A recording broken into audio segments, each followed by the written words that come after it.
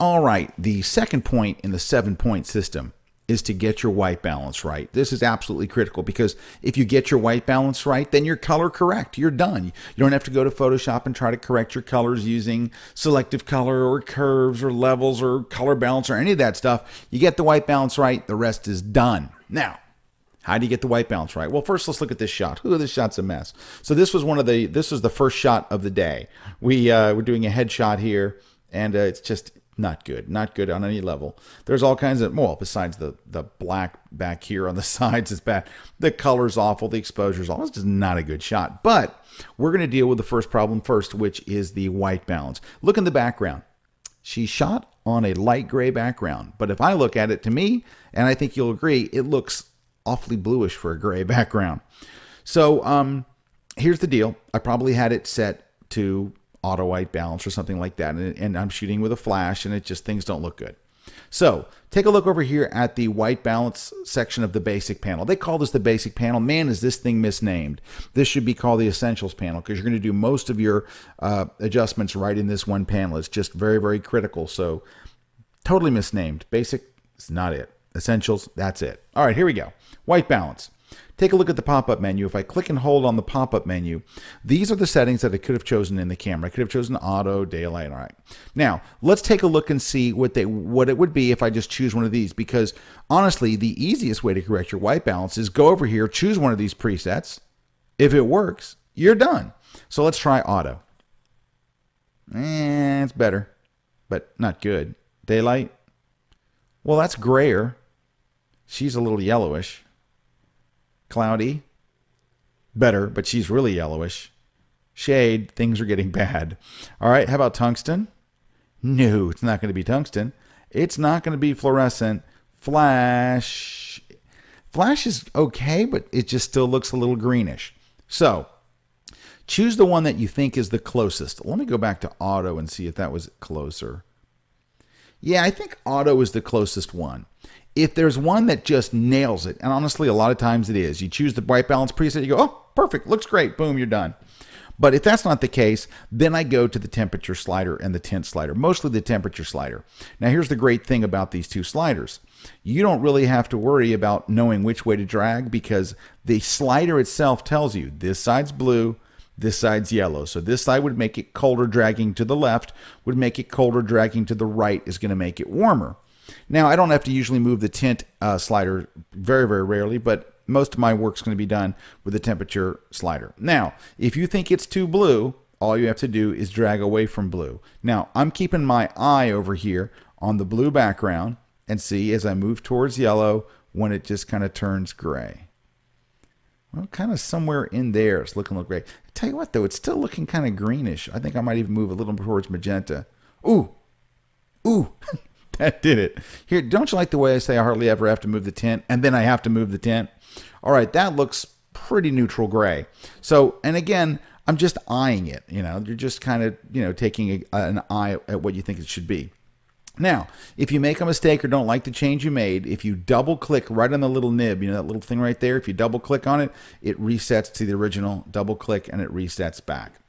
Or you can just choose, of course, as shot, and it brings you back to the original white balance as shot in the camera. All right, so step one is try the white balance presets. There's probably one there that'll work for you. That's number one. Number two is if there's not one that nails it, choose the closest thing you can and then make your adjustments here using the temperature slider. And in this case, we're going to have to also add a little bit of the tint slider. All right, and that gets us there. So there's two ways to do it. Neither of those, however, is my favorite way. So let's go ahead and reset that back to as shot. Okay, my favorite way, because I think it's often the fastest way, is to go up here to the toolbar, and up in the left corner of the toolbar, the third tool in is the white balance tool. And if you actually look at the tool itself, it's filled with, like, half filled with gray. All right, so that's the white balance tool. All you have to do is click that tool on something that is not white. You want to click it on something that's light gray. So anytime that, you know, there's something in the image that's very light gray, see, white is the color white for white balance is what video guys use. So if they're shooting video, they always want a white card. We don't want a white card. We want a gray card.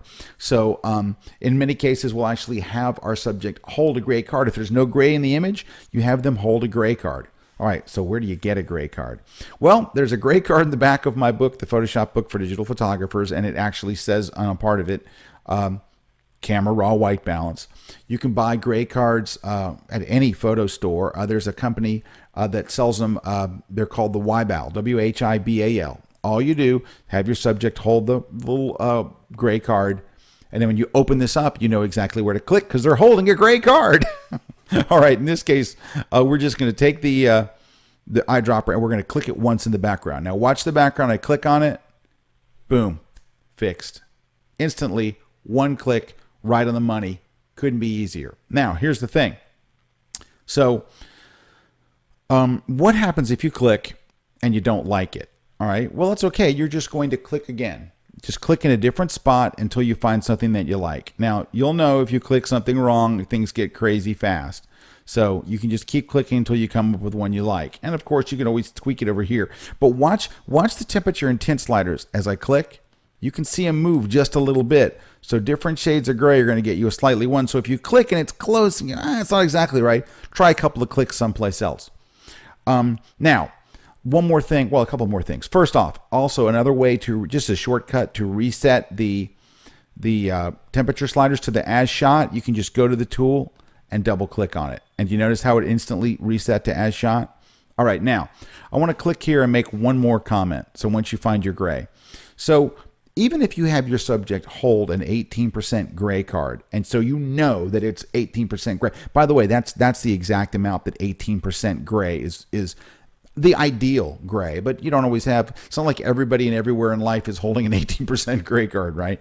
But let's just say that you had your subject hold an 18% gray card. You open the photo in Camera Raw. You click on it and you go, okay, boom, it's done. Very easy. Well, the good thing about this is what you can do is take a look at the photo and decide, I know that this is right. I know she's holding an 18% gray card and I clicked on it. I know that the white balance is accurate. But does it look good? So if I'm shooting a product and I have an 18% gray card there, I lean it up against the product in the shot and I take the first shot and then I remove it. So I know that that's right. I know it's perfect. But then with a person, people usually look better if they're a little warmer. So even though I know that this is accurate, that I clicked on a light gray background and it's pretty darn accurate, she doesn't look very good. She looks a little cold.